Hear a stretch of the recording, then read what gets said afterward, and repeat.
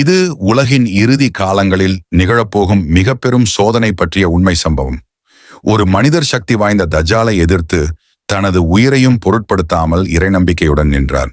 இது ஒரு உயிர் தியாகத்தின் செய்தி அல்ல, இது ஈமானின் உச்ச நிலையை எடுத்துக்காட்டும் வாழ்க்கையின் உண்மை காட்சி.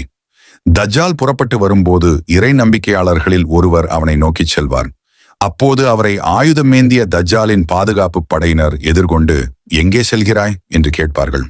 அந்த மனிதர் இப்போது புறப்பட்டிருக்கும் இந்த மனிதனை நோக்கி செல்கிறேன் என்று பதிலளிப்பார். அதற்கு அவர்கள், நம் இறைவனை, தஜ்ஜாலை நீ நம்பவில்லையா என்று கேட்பார்கள். அந்த மனிதர், நம் இறைவன் யார் என்பது தெரியாதது அல்ல என்று கூறுவார். அதற்கு அவர்கள், இவனை கொல்லுங்கள் என்று கூறுவார்கள். அப்போது அவர்களில் சிலரிடம், உங்கள் இறைவன் தஜ்ஜால் யாரையும் தானின்றி கொல்லக்கூடாதென உங்களுக்கு தடை விதிக்கவில்லையா என்று கூறுவார்கள். ஆகவே அவர்கள் அந்த மனிதரை தஜ்ஜாலிடம் கொண்டு செல்வார்கள். அந்த இறை நம்பிக்கையாளர் தஜ்ஜாலை காணும் போது, மக்களே, இவன்தான் அல்லாஹ்வின் தூதர், அவர்கள் குறிப்பிட்ட தஜ்ஜால் ஆவான் என்று சொல்வார். உடனே தஜ்ஜாலின் உத்தரவின் பேரில் அவர் பிடித்து கொண்டு வரப்பட்டு தூண்களுக்கிடையே நிறுத்தப்படுவார். இவனை பிடித்து இவனது தலையை பிளந்து விடுங்கள் என்று அவன் கட்டளையிடுவான். அப்போது அவர் முதுகும் வயிறும் வீங்கும் அளவுக்கு அடிக்கப்படுவார். பிறகு தஜ்ஜால், என் மீது நீ நம்பிக்கை கொள்ளவில்லையா என்று கேட்பான். அதற்கு அந்த மனிதர், நீ பெரும் பொய்யன் மசீஹாவாய் என்று கூறுவார்.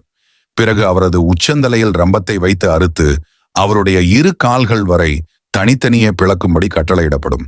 அவ்வாறே செய்து அவரது உடலை இரு துண்டுகளாகியதும் அவ்விரு துண்டுகளுக்கிடையில் தஜ்ஜால் நடந்து வருவான். பிறகு அந்த உடலை பார்த்து 7 என்பான்.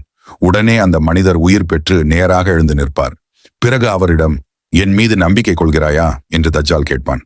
அதற்கு அந்த மனிதர், உன்னை பற்றி இன்னும் கூடுதலாகவே நான் அறிந்து கொண்டேன் என்று சொல்வார்.